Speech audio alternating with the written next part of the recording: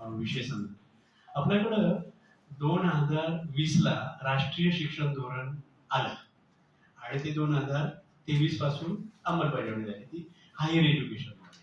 अजून शालेय शिक्षणामध्ये आलेली नाही, अजून उच्च माध्यमिक ज्युनियर कॉलेजला आले नाही.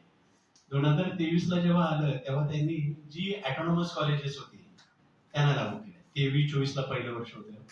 24च्या नंतर मग त्यांनी संपूर्ण महाराष्ट्रामधल्या रेग्युलर कॉलेजला सुरू केलं.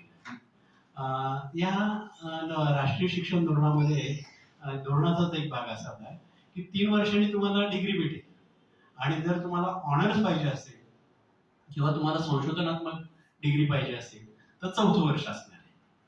आणि आतापर्यंत आपल्याकडचा पॅटर्न जो होता तो 3 वर्षाचा आहे. त्यामुळे आपल्याकडे सगळा स्टाफ, सगळं स्टाफिंग, शिक्षक, सगळं स्ट्रक्चर 3 वर्ष.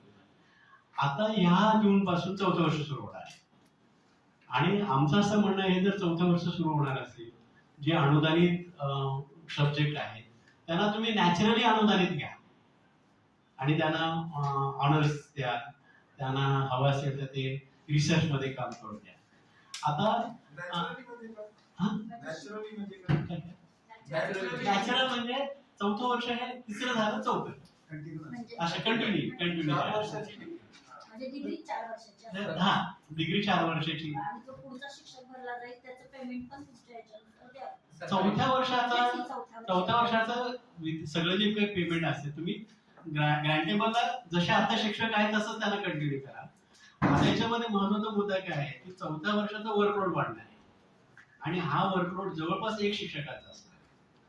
आणि जर सरकारने 4थं वर्ष सुरू करायचं असेल तर त्यांना नैसर्गिकरित्या 4थं वर्ष जर अनुदान दिलं तर शिक्षक लागणार.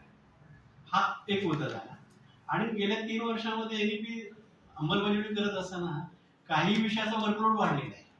आता ते फक्त घड्याळ तासिकेप्रमाणे शिक्षक नेमतात आणि 4थ्या वर्षी पण जर घड्याळ तासिकेप्रमाणे जर शिक्षक नेमले तर शिक्षणाच्या गुणवत्तेवर त्याचा वाईट परिणाम होणार. किंवा अगदी विनाअनुदानित पद्धतीने 4थं वर्ष सुरू केलं तर शिक्षणाचा दर्जा घसरेल.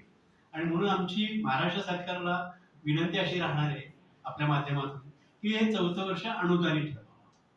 4थ्या वर्षाचा जो काही वर्कलोड वाढलेला आहे तो अनुदानित पद्धतीने करावा आणि यातून जी नवीन पदं क्रिएट झालेली आहे ती पदं तात्काळ.